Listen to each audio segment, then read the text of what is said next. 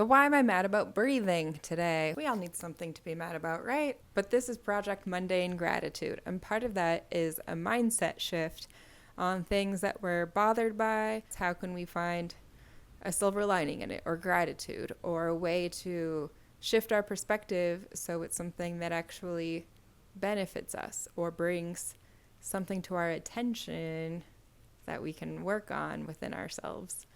So back to breathing.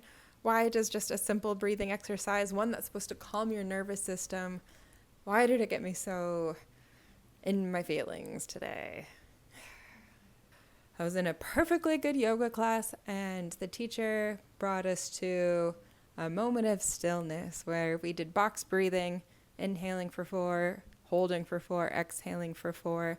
And this is supposed to be calming anxiety breathing. But I'm not very good at sitting there in stillness. Especially, I was kind of in a good physical mood. So I was already kind of better about having to sit there in stillness. And then I was thinking during the holding breath, or waiting to inhale, that's the liminal space. That kind of gravityless moment, that half second between the up and the down. That liminal space is a metaphor for, I have no idea what I'm doing in life. I suppose it's like anything with yoga. If it's a pose you don't want to do, then that's the one that you need to do the most. So I guess I will keep breathing and sitting in what I'm feeling, and maybe clarity will come. TBD. I have a goal. I definitely procrastinate, and now I'm procrastinating on making goals. Breathing put me in that liminal space today. Been in my own transitions the past 6 months to a year, moving, career change, and I'm kind of getting to the end of those transitions and excuses for deciding the next chapters. I had goals and dreams since I was a kid, and a lot of those I either accomplished in some way, or the importance of them changed, or just world events have changed. And I have known for a couple of years that I need to evolve with it.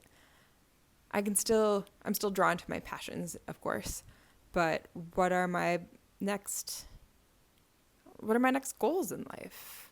I'm proud of the choices I have made in life.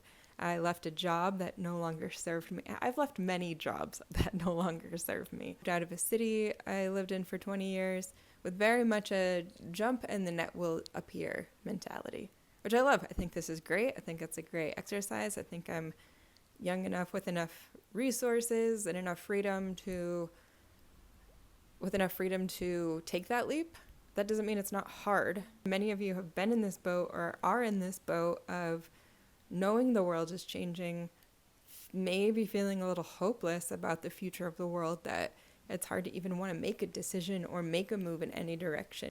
Especially as millennials, everything that we were promised about, oh, if you go to college, get a degree, then you'll get a good job, buy a house, blah, blah, blah. That's all been not true. I'm kind of stuck on even deciding how to go about making those next decisions.